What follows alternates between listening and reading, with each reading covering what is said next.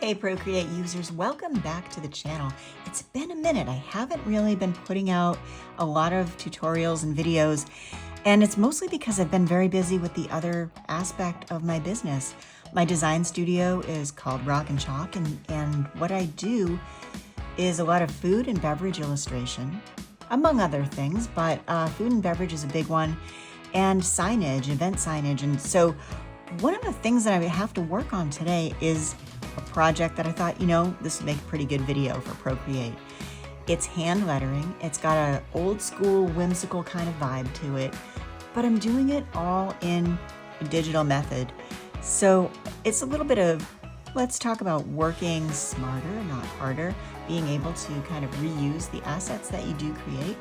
And so we're gonna jump in here. What I've got is a canvas is already set up. This is actually set up as a big sign, and I can always make it smaller, but it's set up to be 24 inches by 36 inches.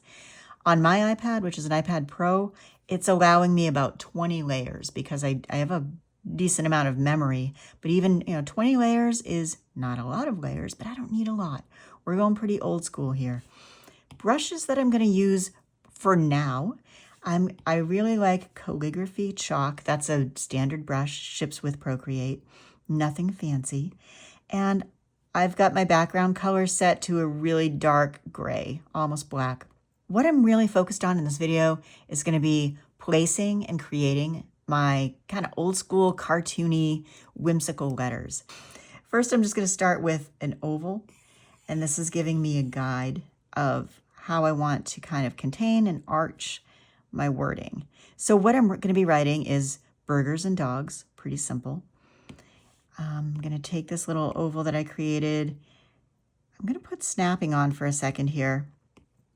Snapping is just going to help me see as soon as my center of my image crosses that median there, and I want to align it this way. This is just going to help me visually lock in, like centering. Kind of definitely fancier than, eyeballing it. And you're going to see this is not, I don't go for perfection here, but we go for balance, not necessarily symmetry, but balance. So let's use this as our guide. It's going to say burgers and dogs. And I'm going to go up one more layer. I'll merge these eventually. This is still just going to be guidelines. I'm thinking about the word burgers, B-U-R-G-E-R-S. That's 7 letters. Thinking about what these letters are shaped like. If they're all similar, like burgers has similar letters, doesn't have the letter I, which throws you off because it's skinny. G is going to be basically my middle letter. So now I'm going to work backwards from that. Burgers. And then I'll put N in here. Instead of, I could do ampersand, but I'm going to do burgers and, because it's very casual. And then dogs. So 4-letter word, we're going to split it D-O on one side, G-S on the other. That's basically your first step in centering out words. So, how many times have you started to do some cool lettering and you run out of space in the canvas or the board? And you see it all the time. People, that's one of the things. I have a hard time watching the news, not because the news is so terrible, because if there are protesters with bad signs, it's a trigger for me. So, all right, now that I've got those placed, my next layer, I'm just going to go in and I'm going to start to actually make the letters that I want. I use these as really rough placement guides. So, in fact, I'm looking at that little letter E. That's probably going to be lowercase because I like to mix things up a little bit and I want this to be a little wonky and friendly and very informal. But otherwise, I'm going to come in, I'm going to make my brush a little bit bigger, full opacity here, a little bit bigger. And I may or may not use this as my final outline. We'll see how these come out. Again, this is the chalk brush, which I like a lot. So I have to slow down when I'm talking quickly and trying to draw. That never goes well. If you're watching this, which you are, if you're thinking, wow, you make this look really easy. Why does that look so easy? How come I have a hard time creating cartoon letters like you do. What's the trick? The trick is you do an entire ton of it, just like with anything. You watch anybody who makes something look easy. You know, you watch a figure skater, you watch a gymnast, you watch a guitar player. Yeah, they make it look easy. How many hours have they put in behind the scenes? And that's what you're seeing here. So my first job in the creative world was being a sign maker, a sign painter. It was for a chain of discount stores in New England called Building 19. And I was one of the artists in their stable, and we had to do tons of hand-drawn signs and posters and murals. And I did that all the way through my college years, and it was a really fun job. And it was one of those things where you basically had to keep a house style going. Like, we had several artists, but we all had to work relatively in the same style.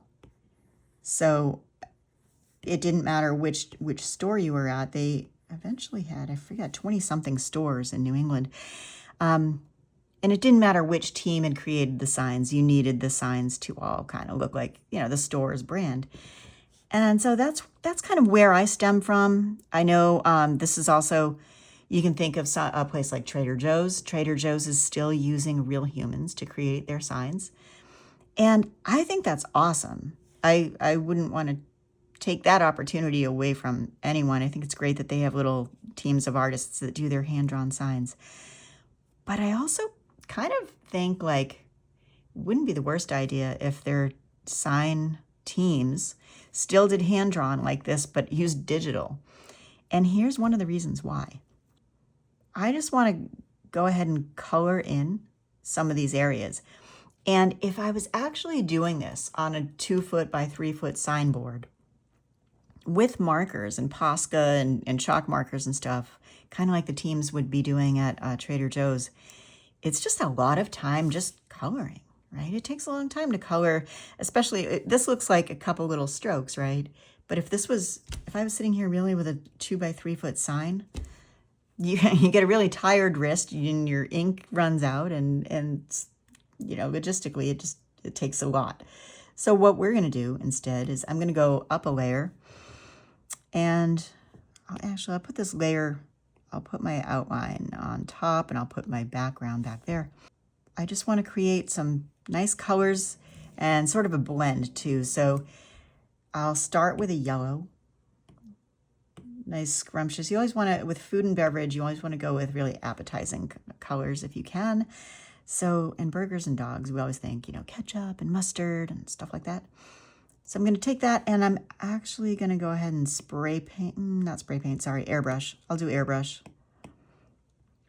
I don't need a blend, I just need a brush. So I'm going to go with a medium brush here, turn up my size, and I'll just turn this a little bit so I'm comfortable. Easy as this. I'm just going to make that. Now I'm going to ramp this up a little to a brighter yellow on top to get an airbrush effect. And then kind of go down into like more of a red. Okay. And I think I'm going to hit this with just like even a sort of a white, bring the size down. Yeah, there we go. So we get this old kind of retro vibe going, like a old beach airbrushy thing. Go down into maybe some orange for the N.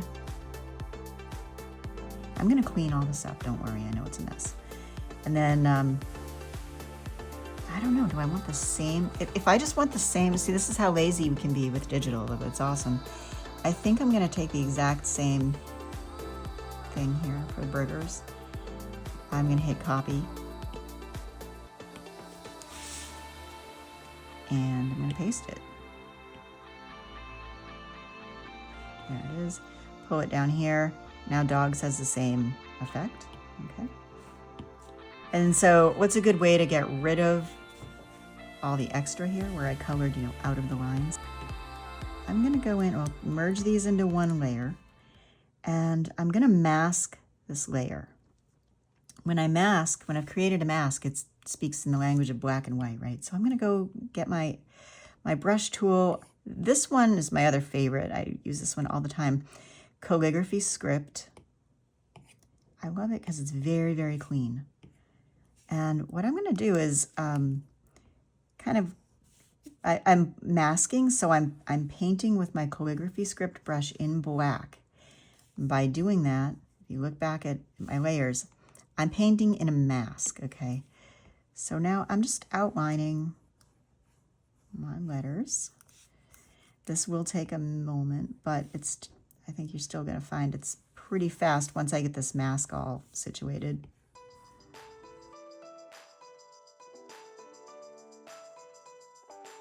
Again, when I think back of the tools that I did not have back in the day when I was a sign maker, there were reasons that I had like repetitive stress injuries sometimes from the physical work of creating so many signs. So I would show up at work, I'd go to college all day, and then I'd show up at my job maybe around 3 or 4 or whatever it was, and I'd work till 9 or 10 at night. And the different department heads or whatever would come to me with a list and say, okay, you know, for the children's department, this is all the signs that I have. And then someone from the shoes would come and someone from hardware would come, and they'd all have these little lists. And what it was is it was a discount store that Building 19 bought all kinds of like salvage things that were insurance deals or when you use white, that's how you basically erase and change your mask, and black, going back to black. Our inventory changed constantly, and you never knew what they were going to be able to come in with. They were like little salvage pirates, you know. You never knew what kind of things were going to come in from anywhere in the country. It could be bankruptcies, or it could be like there was a flood and some of this got damaged, but a lot of it's okay. So we'd have to turn around all kinds of signs quickly. And if I got a list of signs, back to what I was saying, a lot of times it would be like, oh, okay, hardware, they need 24 signs tonight. And then the person would tell me, oh, 2-sided, by the way. These are for, you know, signs that have 2 sides. So, okay, now they need 48 signs. So if I was going to write, you know, hammers, $3.99, well, you were doing that twice. And it was fast, you know. So some nights I'd have to turn out 60, 70 signs in, you know, 3 or 4 hours. And it was definitely fast and furious. And other times you had more opportunity for like digging into a project. So we'd do like big, large murals inside and outside on the store walls. And those were also really fun. A big, you know, and real deal, just everything that you saw, that was done all by hand, and kind of taught me about, like, you know, it's nice to have undo with digital, but you know, paint, you can usually paint over stuff too. If you mess up, you just usually paint over it.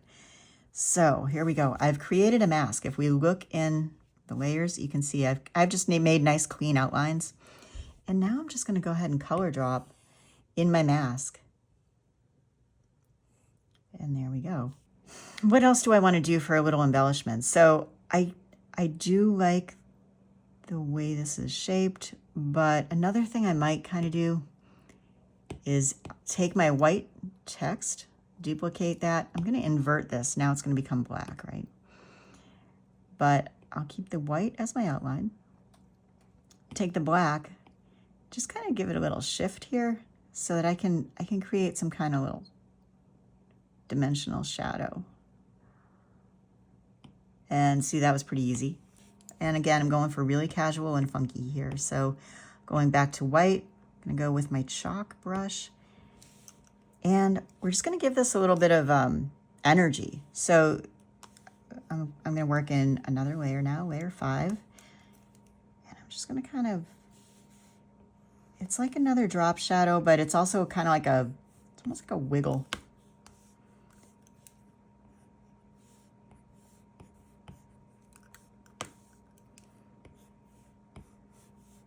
drop shadow would usually stay to just, you know, one side. And so this, I'm just doing like little partial outlines. It just kind of makes it look shaky and exciting, right? Burgers and dogs, it's exciting. And then what else could be exciting? Dots, splashes. We could do lines that come out like this. I love dots. What am I going to do here? I know that I've got like a burger and a hot dog that's going to be on the sides here. So I don't know. I think we'll just do some little, I don't know. Sometimes I call them whiskers. They're just little like, I don't know. Is there a better word for that? Nobody really wants a hot dog with whiskers, but you know what I mean. Just some little flouncy things. There we go, burgers and dogs. I'm gonna bring in the hot dog and the hamburger.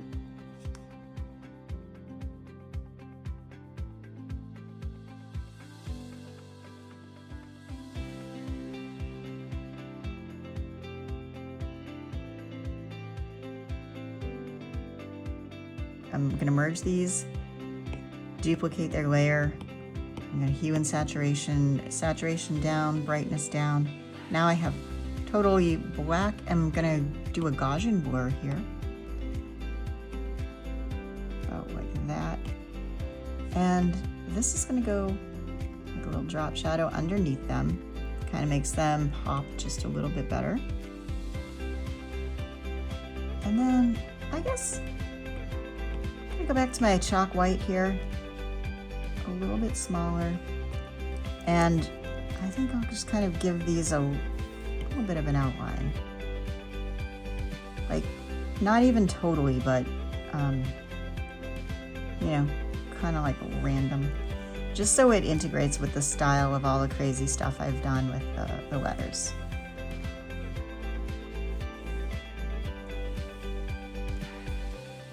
There we go. And anywhere I want to have a little differentiator.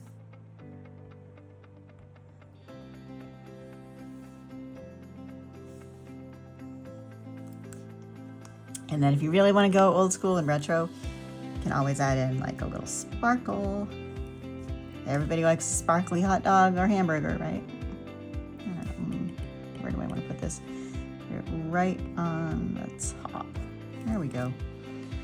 Old school burgers and dogs.